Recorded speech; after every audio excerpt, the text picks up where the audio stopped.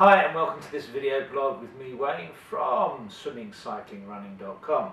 Well, it's snowing outside and I'm still wearing shorts. Probably a bit of a nutter, but it's only for you, my dear viewer.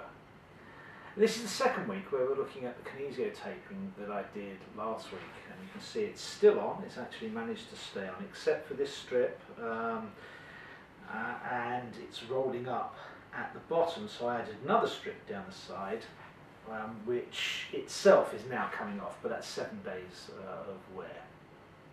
If we get to look slightly closely, you can see that this cross section does actually roll down, and the problem with it is that it doesn't stick to itself, and therefore that bit and that bit are liable to roll when you put socks on or anything else, or even a pair of trousers. The bottom section is coming away slightly, but I put a section round that and that seemed to keep it on.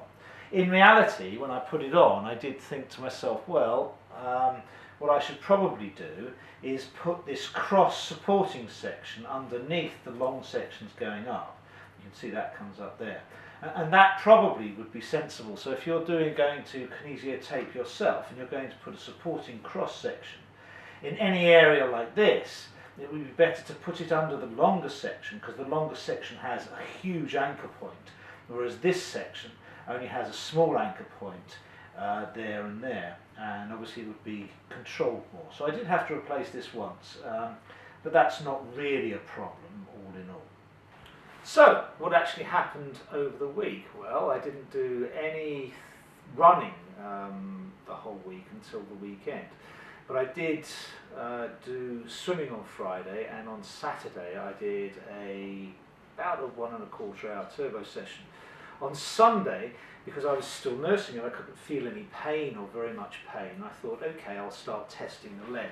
So what I actually did was an hour and a half on the turbo, and then I got onto the treadmill.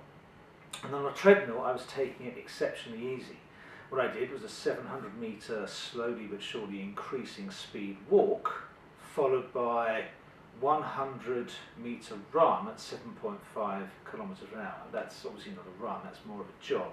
Trying to make fairly fast feet with a mid to 4-foot strike as much as I could.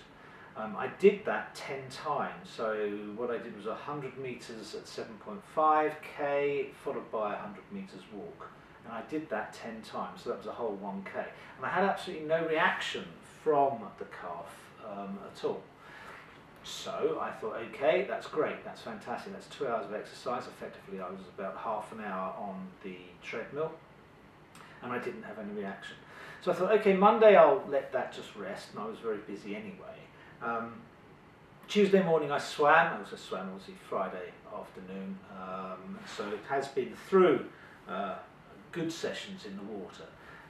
Tuesday morning I swam, and Tuesday evening I thought, instead of doing a turbo session, which I normally do, let's test the leg once again. And so I thought I'd take it once again easy, and I did 400 metres walking up to 6.5 kilometres an hour.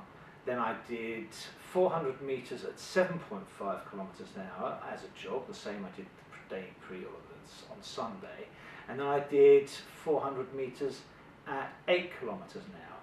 And I didn't feel any reaction at all from the leg, and I felt good support from this cross piece that was there. Then I decided, okay, well this is going fairly well. I walked for 100 metres, and then I did 400 metres starting at 8 kilometres an hour, and for the last 100 metres I went up to 8.5 kilometres an hour. So that went fairly well. Then I decided, okay, we'll take it from another 400 metres from 8.5 kilometres an hour, raising to 9 kilometres an hour. Unfortunately, as I got to the 300 metre mark, I actually started feeling pain in my calf muscle just at the bottom. And so I stayed at 8.5, just finished that 400 metres, did a walk and a stretch, and still felt it when I came back on the treadmill just to see if I could continue.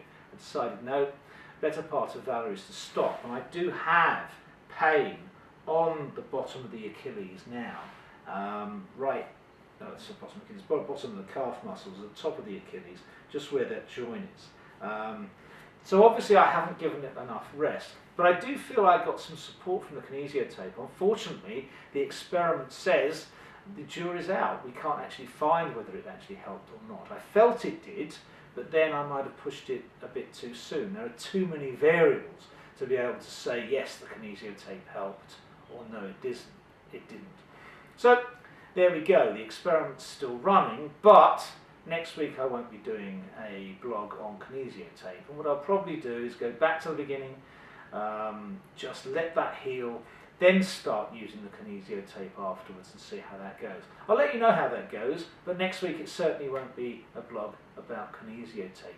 If you want a kinesio tape yourself, remember, you can just look on the internet and you'll find various ways to do it. But the idea is to give support to both sides of a particular muscle, and then if you've got a particular problem, try and support that area too, depending on what you've actually got. So you can do it yourself, there's no problem, because it can't do any harm. And if something can't do harm, you should be okay using it. Okay. Hopefully you'll have a good week, it won't snow too much, and I'll see you next week.